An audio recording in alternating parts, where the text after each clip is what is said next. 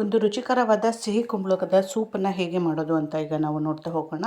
ಒಂದು ದಪ್ಪ ತಳ ಇರೋ ಒಂದು ಪಾತ್ರೆ ತೊಗೊಂಡು ಆಲಿವ್ ಆಯಿಲ್ ಅಥವಾ ಬೆಣ್ಣೆಯನ್ನು ನಾವು ಹಾಕ್ಕೊಳ್ಳೋಣ. ಅದಕ್ಕೆ ಬೆಳ್ಳುಳ್ಳಿ ಒಂದು 4 ಹಾಕ್ಕೊಳ್ಳೋಣ. ಹಾಗೆ ಚಾಪ್ ಮಾಡಿರುವಂತಹ ಒಂದು ಆನಿಯನ್ ಕೂಡ ನಾವು ಅದಕ್ಕೆ ಹಾಕ್ಕೊಂಡು ನೀಟಾಗಿ ಅದನ್ನು ಹಸಿ ವಾಸನೆ ಹೋಗುವವರೆಗೆ ಫ್ರೈ ಮಾಡ್ಕೊಳ್ಳೋಣ. ಅದಾದಮೇಲೆ ಚಾಪ್ ಮಾಡಿರುವಂತಹ ಕುಂಬಳಕಾಯಿ ಏನಿದೆ, ಸಿಹಿ ಕುಂಬಳ, ಅದನ್ನು ಹಾಕ್ತಾಯಿದ್ದೀನಿ. ಸೊ ಅದನ್ನು ಕೂಡ ನಾನಿಲ್ಲಿ ನೀಟಾಗಿ ಫ್ರೈ ಮಾಡ್ಕೊಳ್ತಾ ಇದ್ದೀನಿ.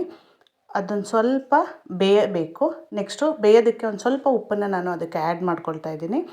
ಅದನ್ನು ಕೈ ಆಡಿದ್ಮೇಲೆ ನಾನು ಇದಕ್ಕೆ 2 ಗ್ಲಾಸ್ ಆಗುವಷ್ಟು ನೀರನ್ನು ಬೆರೆಸ್ಕೊಳ್ತಾ ಇದ್ದೀನಿ.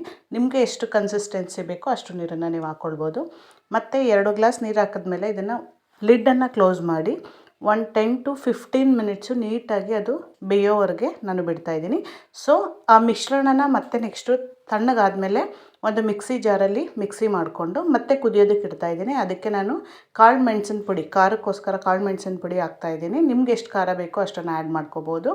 ಇದು ತಿಕ್ನೆಸ್ ಇದೆ, ಬೇಕಂದರೆ ನೀರನ್ನು ಕೂಡ ಆ್ಯಡ್ ಮಾಡ್ಕೋಬೋದು ನೀವು, ತೆಳು ಬೇಕಂತ ಹೇಳಿದ್ರೆ. ಸೊ ಈಗ ರುಚಿಗೆ ತಕ್ಕಷ್ಟು ಉಪ್ಪನ್ನು ನಾನು ನೋಡಿಬಿಟ್ಟು ಹಾಕ್ಕೊಳ್ತಾ ಇದ್ದೀನಿ. ನೀಟಾಗಿ ಇದು ಚೆನ್ನಾಗಿ ಬಾಯ್ಲ್ ಆಗಬೇಕು. ಚೆನ್ನಾಗಿ ಆ ಮೆಣಸಿನ ಪುಡಿ ಮತ್ತು ಉಪ್ಪಿನ ಜೊತೆಗೆ ಚೆನ್ನಾಗಿ ಕುದ್ದಾಗ ನಿಮಗೆ ಈಗ ರೆಡಿಯಾಗಿದೆ. ಯಾರ್ಯಾರು ಡಯೆಟ್ ಮಾಡ್ತಾ ಇದ್ದೀರಾ ಅವ್ರಿಗೂ ಕೂಡ ತುಂಬ ಒಳ್ಳೆಯದು. ತುಂಬ ಪುಟ್ಟ ಮಕ್ಳಿಗೂ ಕೂಡ ಇದು ತುಂಬ ಒಳ್ಳೆಯದು. ಆ್ಯಂಟಿ ಆಕ್ಸಿಡೆಂಟ್ಸು ತುಂಬ ಜಾಸ್ತಿ ಇರುತ್ತೆ, ನ್ಯೂಟ್ರಿಷನ್ ಕಂಟೆಂಟ್ ಆಗಿದೆ. ಸೊ ಈ ಸೂಪನ್ನು ನೀವು ಟೇಸ್ಟ್ ಮಾಡಿ ಹೇಗಿದೆ ಅಂತ ನನಗೆ ಕಮೆಂಟ್ ಮಾಡಿ. ನನ್ನ ಚಾನಲನ್ನು ಸಬ್ಸ್ಕ್ರೈಬ್ ಮಾಡಿ. Thank you.